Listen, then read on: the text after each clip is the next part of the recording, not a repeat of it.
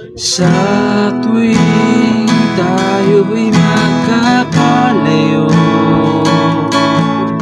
hindi matahimik ang puso ko.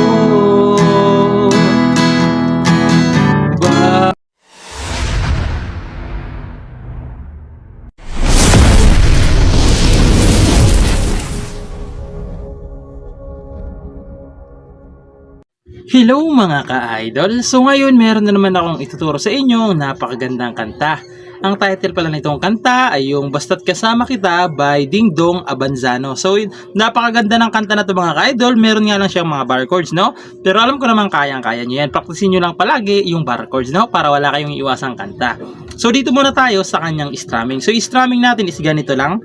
Down, down, up, up, down, down. Okay, so ganun lang. Tapos, pag yung chords nasa loob ng open close parenthesis, dalawang down lang. Okay, kasi mamaya papasok yung strumming na yan sa chorus. Okay? So, proceed na tayo dito sa kanyang whole verse. So, yung whole verse niya rito mga ka-idol is E. Yung E, third string to sa first fret, third string, fifth string, tsaka fourth string. Ayan yung E. Sunod is A. So, yung A, second string lang, third tsaka fourth string. Ayan, A. Tapos, pupunta kayo ng A minor.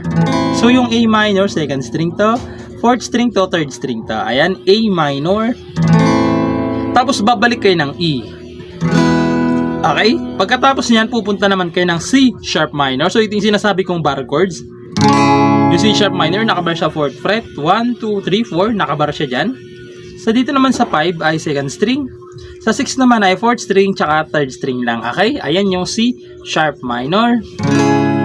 Tapos babalik kayo ng A. Pagkatapos niyan, pupunta naman kayo ng F sharp minor. So yung F sharp minor sa 2nd fret nakabar. Dito naman sa 4th fret ay 5th string lang tsaka 4th string. Okay? F sharp minor. Tapos pupunta kayo ng B7. So yung B7, ito yung ipitin nyo lang dito. Nakabar pa rin sa 2nd fret.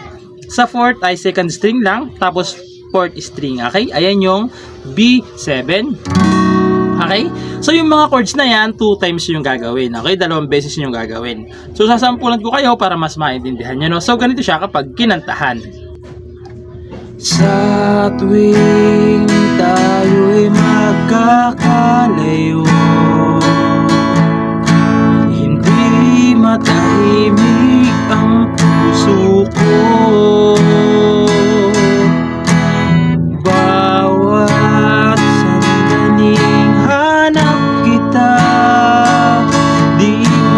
Hanggang huling kapiling ka. Uulitin nyo lang ulit. Isa pa. Sa dahil kung ika'y makita na, labis-labis ang tuwang nadarama. Magisnan lamang ang kislap ng iyong mata. Kahit ano pa ay kakayanin ko na. Tapos papasok yung chorus. Basta't kasama kita. So doon na papasok yung chorus, no? So proceed naman tayo doon sa kanyang chorus. So, yung chorus niya naman dito mga ka-idol is C sharp minor na nasa loob na ng open close parenthesis, okay? So, yan yung sinasabi ko kanina na papasok doon yung strumming natin na 2 down lang, okay? Diyan sa may mga open close parenthesis, 2 down lang yung strum nyo, okay? C sharp minor. So, hindi ko na isa-isa yung string kasi naturo ko naman na, no? Ayan, C sharp minor, tapos F sharp minor, tapos B7, tapos E.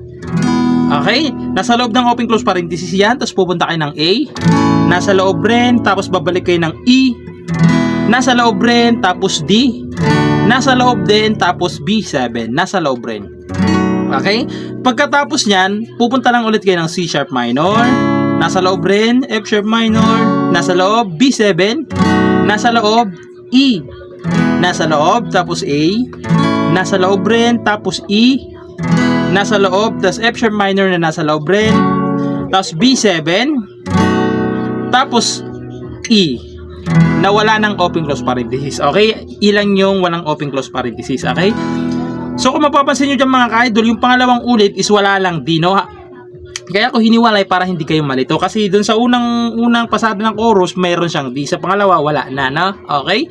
So sasampulan ko yung kanyang chorus para mas maintindihan nyo. So ganito naman siya kapag kinantahan.